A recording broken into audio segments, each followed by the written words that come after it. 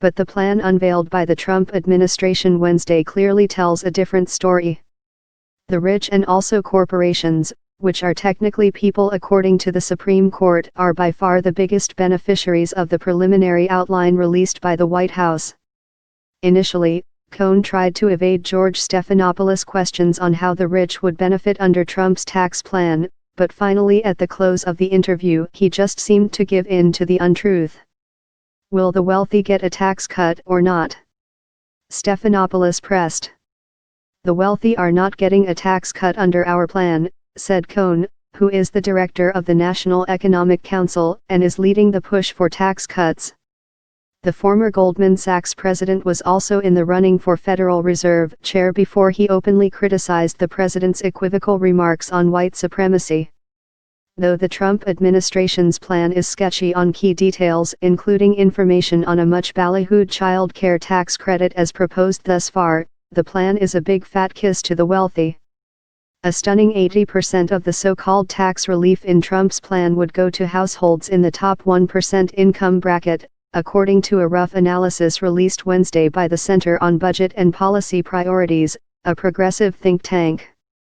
The top 1% of income earners would get a $150,000 tax cut, on average, according to the center.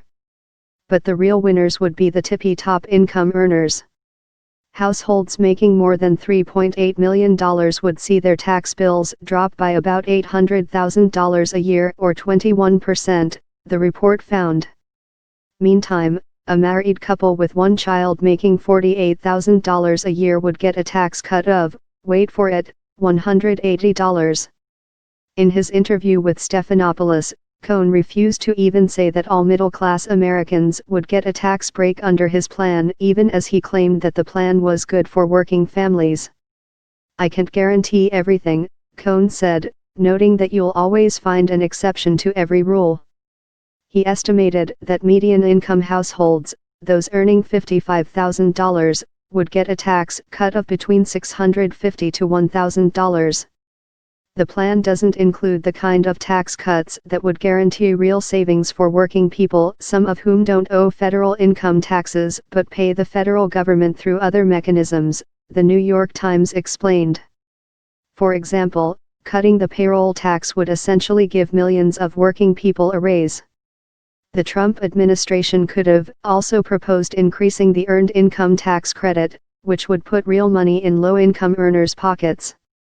Even without any analysis, it's fairly clear how the plan would benefit the rich.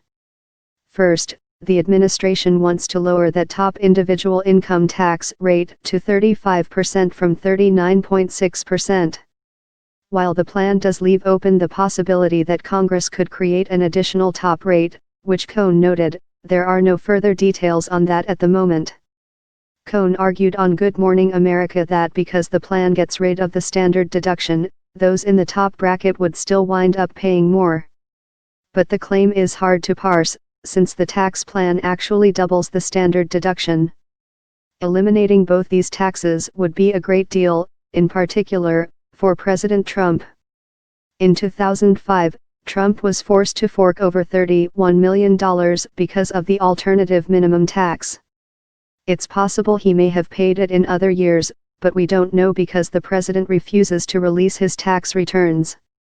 The estate tax is what rich heirs pay when they receive an inheritance greater than $5.5 million. So if Trump were to die, and the so-called death tax still existed, his heirs would have to give back 40% of his money. If Trump is worth $10 billion as he claims, that means $4 billion. Getting rid of the estate tax then is a big multi-billion-dollar payoff to Ivanka, Don Jr. and whoever else stands to inherit Trump's money. His plan would also lower the corporate tax rate, which the administration claims will help create jobs. There's little evidence that's true.